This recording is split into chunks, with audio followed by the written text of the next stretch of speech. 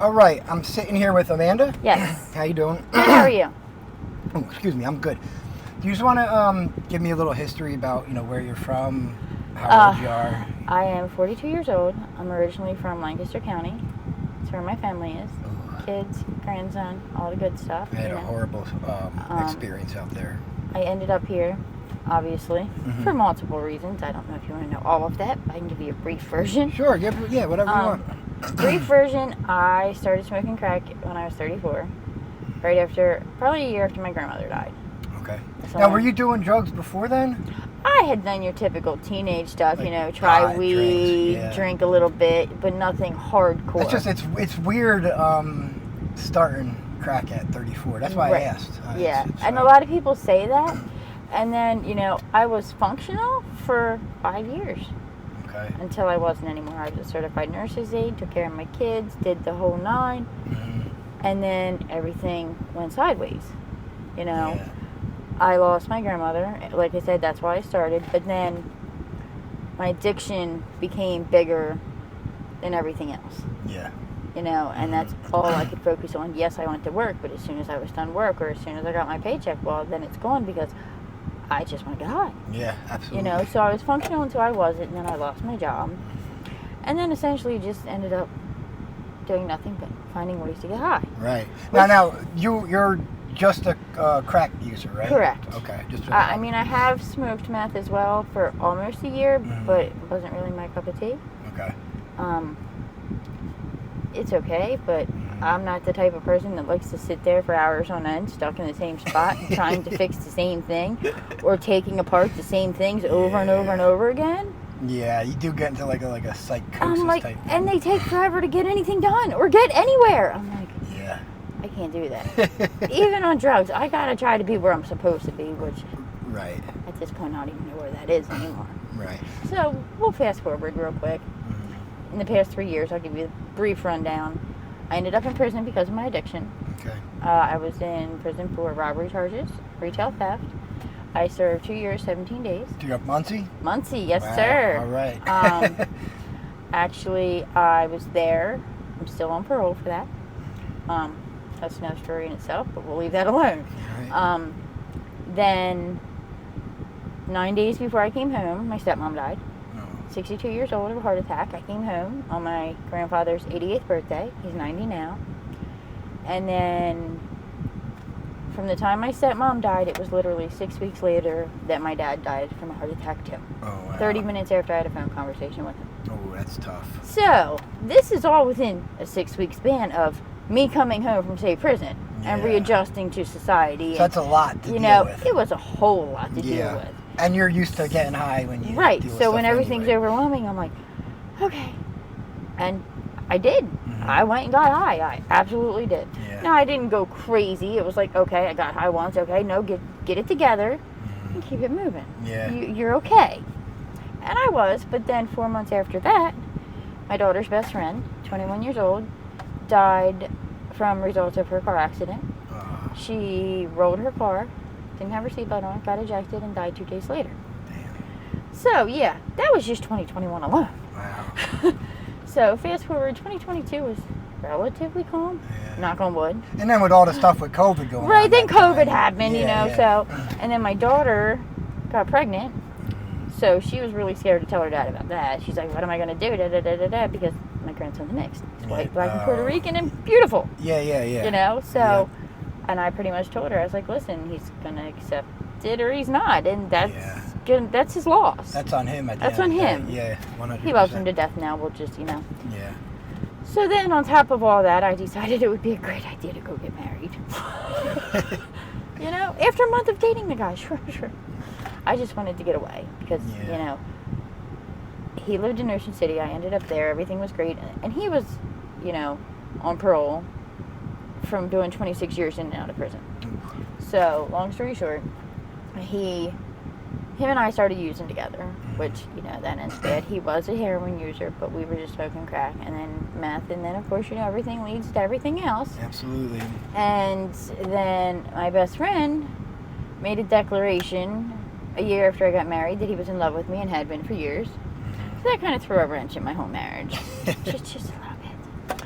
And so I ended up in a whole nother relationship with both of them, and like it was just a whole mess. Anyway, so my husband and I finally separated in November of 2022. My grandson was born 2 months early, 3 pounds, 14 ounces. Wow.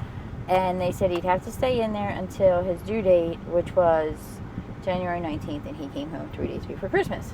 So wow. he showed them. He's like, I'm not staying here. I'm going home for presents. I don't know what you all talking about. That's good, yeah. And then in December of 2023, 2023? We're in 2023, yeah. right? Okay. I lose track being down here. I'm sorry. I got a message on Facebook from my husband and I's boss, our old boss, and all he said was, Rob's gone. And I was like, what do you mean? Where'd he go? Wow. And he said, no, you're not understanding what I'm telling you. He's dead. Damn. He killed himself. And I was like, excuse me? My husband was 50 years old. Right. And mind you, there was a lot of back and forth between him and I, between my new relationship and still being torn, like a very big internal struggle as far as that all went. Absolutely. And then he said, I found out later that he had gotten arrested in North Carolina on his absconding warrant, and they took him to jail, found out he had a staph infection, put him in a cell by himself, and he hung himself. Oh, wow. So that was a lot to swallow, too. And then Yeah. 2 days later, literally, I got arrested on my first absconding warrant. That was my 2023 end. You got a lot of trauma, death, Yes, and too much. So, how long have you? Are you homeless down I here? am now. Okay. Yes. And how long have you been homeless down here? I've been homeless now. I've been down here again. I was here once for like 2 weeks, and then things got a little bit better, and then I ended up down here again. It's probably been 2.5 weeks ago.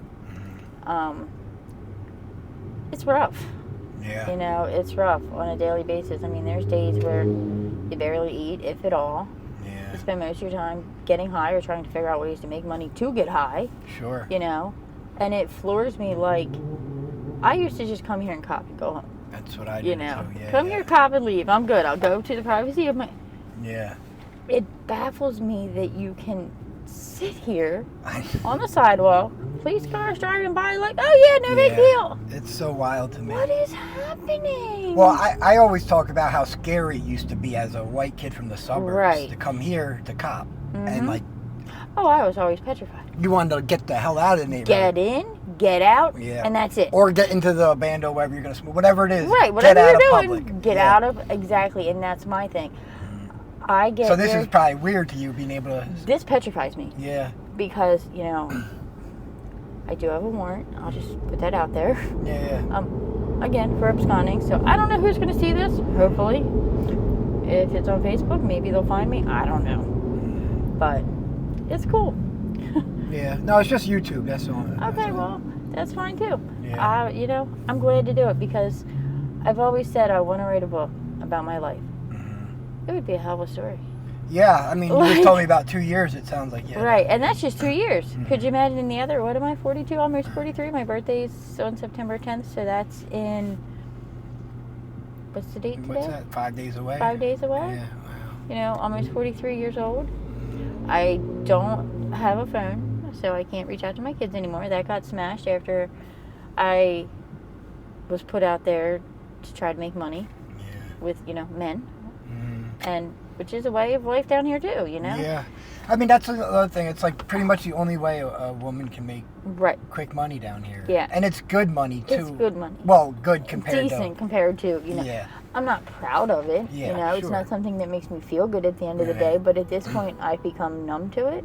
Yeah. Where it's just something I have to do. And I think you might be just a little bit safer with not doing the fentanyl and trank so you don't fall asleep in the cars. Correct. Stuff like that. Because that's when it can get really dangerous. Well, see, but my big nervous thing is too now, even with the crack, like, I feel like it's in there too. Well, I was just setting up the next question. Now, do you notice fentanyl being in the crack? I believe it is because the crack that I originally smoked when I first started was like make your ears ring. Yeah. Your eyes are blurry. You can't see nothing, and you're like, okay, cool. Right. We're just gonna sit here and chill for a minute. Enjoy Now, the choo-choo train in your right? brain. Like ching, ching, ching. Here we go. Now, when I do it, it's like you can't even.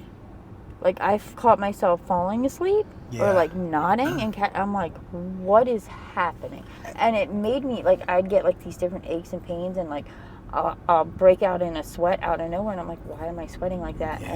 And my friend Amanda, another Amanda, said it's fentanyl. Yeah. She said you're going through withdrawal. Wow. Like, your body needs that, like, now, because it's in your crack.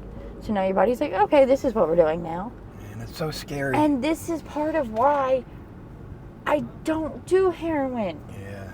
For the physical withdrawal stuff. For the physical withdrawal and being sick. I don't want to be sick. I don't want to live every day being sick. Mm-hmm. So now, if you go a certain amount without smoking crack, do you feel physical withdrawal?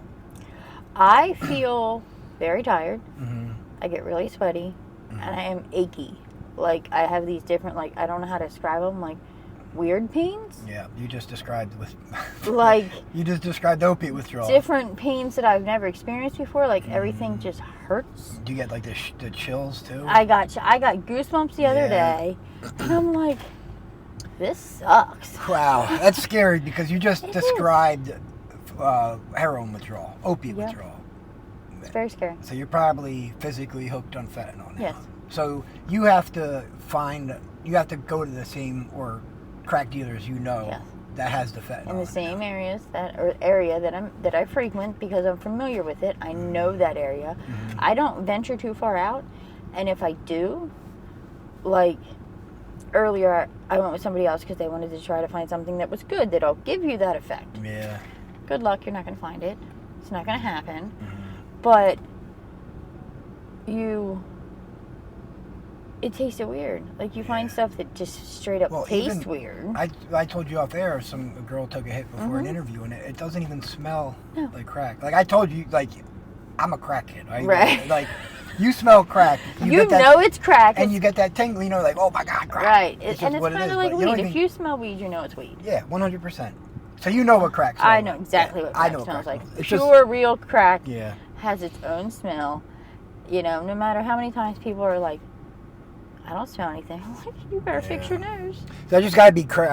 It's just scary, that you want to get out of crack, and you know what I mean. You're spending all your time, effort doing it, and it's not even It's not worth it. real crack anymore. It's not real, and I think that's the disappointing part out of the whole thing. Yeah. Is that you just want that one good blast. It's gonna be like, okay, Mm-hmm. for a few minutes, Make all your problems go away. forget for a couple about minutes. everything. Yep. No, I take a hit, and then I want another one, and then I'm trying to figure out how to get more money to get more, so I can keep feeling like I'm at least semi-okay. It's not even like that euphoric high anymore that you used to get from crack. Well, selfishly, I love hearing that because it just doesn't. Any desire for me to ever want to do crack again has been gone, because of. Well, that's a good thing. Yeah. You're not missing anything. Yeah, I got my my little marijuana card. There you go. I know that's right. That's the only thing I'll touch ever again. All right. Well, I really appreciate you taking the time to do this. It fascinates me what's going on down here. It really does. Yeah, it's sad, and hopefully, Now, do you have any desire to get clean? I would love to get clean, but I'm at a point right now where I feel like, what's the point? Honestly, because no one in my family seems to be worried about where I'm at or what I'm doing, other than, putting it on Facebook or pretty much telling me to pound sand. Yeah. So I'm kind of having a pity party, more or less. Yeah. Well, I mean, it's good you're honest with yourself about it. I'm having a pity party. Would I like to quit? Yeah. Do I want to keep doing this? No. Mm-hmm. It's scary when you're out here at night and you're sleeping on the sidewalk, if you're sleeping at all. Yeah. And you hear loud bangs or gunshots or police cars or, whatever it may be. So I've seen speed chases and a man lay in front of a bus trying to get their attention and fights, and I'm like, welcome to Kensington, folks. Yeah, when the sun goes down, it can. The freaks come out at night. Oh yeah, it can be a 3-ring circus. It can be. So my friend and I, we just kind of tuck in our little corner, keep to ourselves, Mhm. don't bother nobody, and just go about our business. Would you guys be able to use a tent? Absolutely. Okay, I got one here for you. All right. I feel bad giving them away now because they just get taken. So do you have like a place where you can keep it? We You think? will find a spot. right. Well, we'll carry it if we have to. If it means I don't have to sit in the open and we have a place because she has a dog out here too. Now, am I interviewing her too? I'm not sure if you are or not. I'll have He to said ask. 3 people. I don't know who All they right. were, but No worries, either way. But yeah, so she's got a dog. I got some water in the back. awesome. Maybe give That her would be water. great. All right. Well, thanks again for doing this. I really Thank you appreciate so much. It was very nice to meet you. it. All right. Have a good day. You too.